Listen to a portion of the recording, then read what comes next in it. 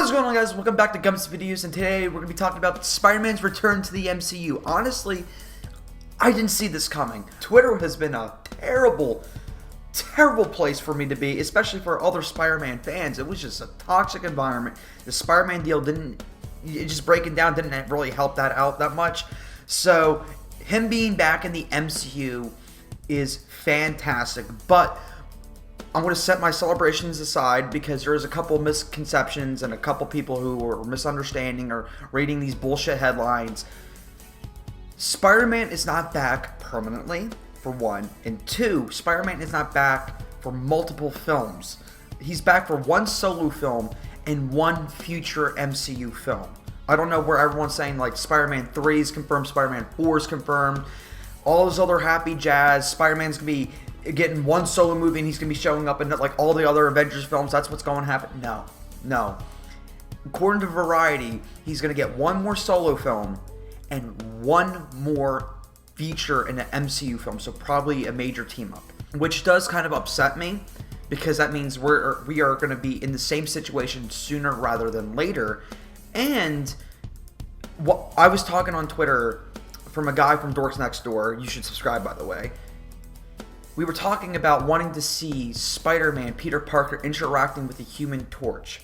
Now, if you guys don't know, in the comics, the Human Torch and Spider-Man are like blood brothers. They are like the closest thing you can get to brother-in-arms in the comics, especially with two completely different characters from two completely different stories.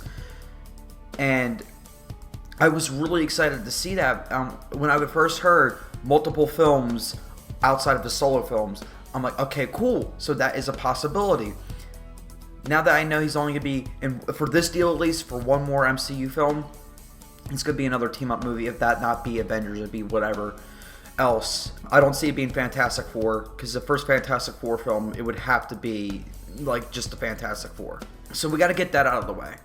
I'm happy, really happy to see this trilogy end off, if that's what is going to end up happening. If they can't, get more trilogies made, if they can't just not even worry about the solo stuff, just get him more team up stuff. If they can't get that situated, I'm just happy to see that we are going to see the end of this trilogy, because of Far From Home ended off on such a plot twist, not even a plot twist, just a cliffhanger.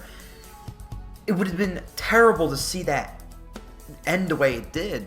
So I'm just happy that we're going to get that, but I'm just here to hope that Disney and Sony can work out another deal for future stuff. So if you guys don't know what causes the breakdown to begin with, was Disney was asking for 50%, and people would argue saying 50% for 50% of the work, that's cool. That wasn't just it.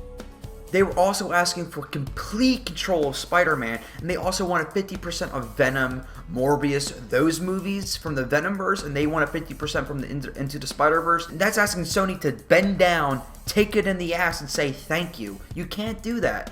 So I'm afraid that Disney is going to try to do that in the next deal, because they eventually negotiated for reports. It's not confirmed, but reports are saying that it's 25% now.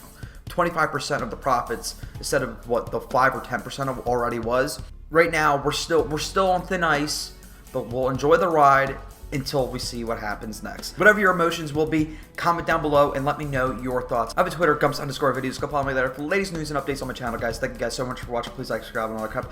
Later and goodbye.